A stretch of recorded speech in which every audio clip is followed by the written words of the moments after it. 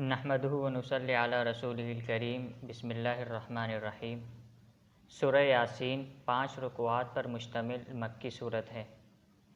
حضرت انس رضی اللہ تعالیٰ عنہ سے روایت ہے کہ رسول اللہ صلی اللہ علیہ وسلم نے فرمایا، ہر چیز کا ایک دل ہوتا ہے اور قرآن کا دل سورہ یاسین ہے۔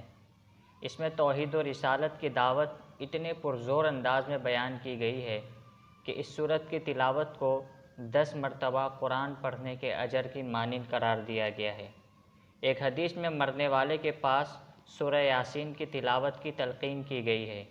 اس کی مصلحت بھی یہ ہے کہ مرتے وقت مسلمان کے ذہن میں اسلامی عقائد تازہ ہو جائیں اور آخرت کا منظر اور اس کا نقشہ اس کے سامنے آ جائے۔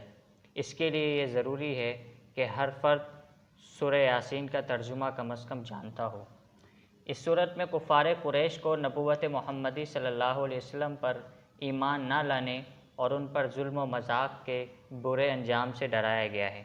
اس صورت میں توحید، رسالت اور آخرت کے تینوں بنیادی عقائد کو آثار کائنات کی روشنی میں اور عقل عام کی روشنی میں بھرپور انداز میں بیان کیا گیا ہے۔ یہاں ایک بستی والوں کا قصہ ذکر کیا گیا کہ ان کے پاس 2 رسول بھیجے گئے۔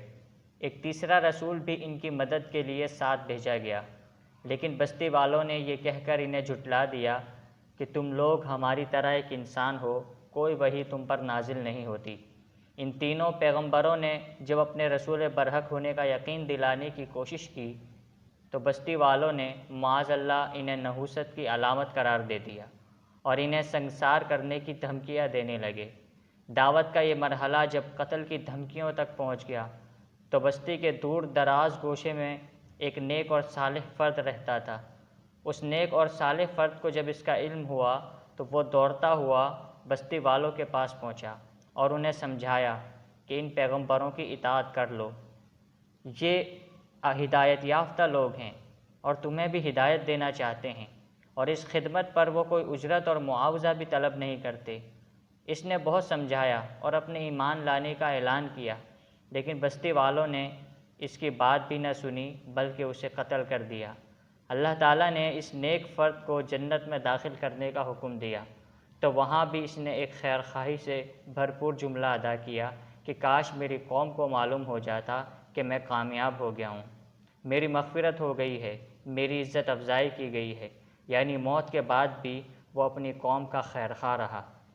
پھر اللہ نے اپنی قدرت کے مظاہر کی طرف لوگوں کو راغب کیا کہ زمین پر غور کرو، کس طرح ایک مردہ زمین سے غلہ اگاتا ہے، کھجوروں انگوروں کے باغ بن جاتے ہیں، اس زمین سے چشمے پھوٹ نکلتے ہیں۔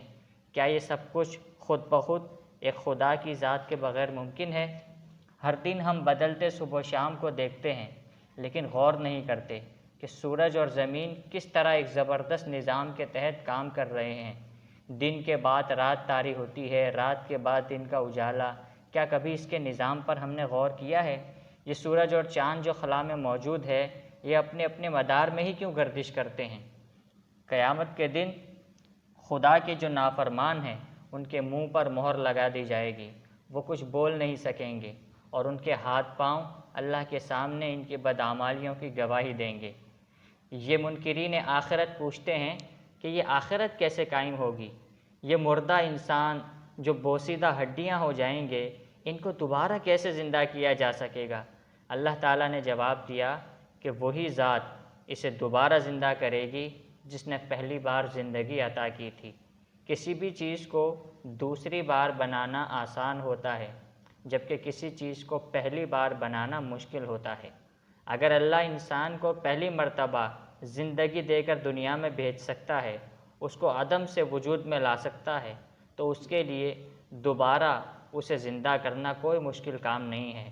وہ تو خالق کائنات ہے، وہ تو محض کن یعنی ہو جا کہتا ہے فیکون، اور وہ چیز ہو جاتی ہے۔ اللہ تعالی ہمیں سورہ یاسین کا فہم عطا فرمائے۔ وآخر دعوانا ان الحمد للہ رب العالمین۔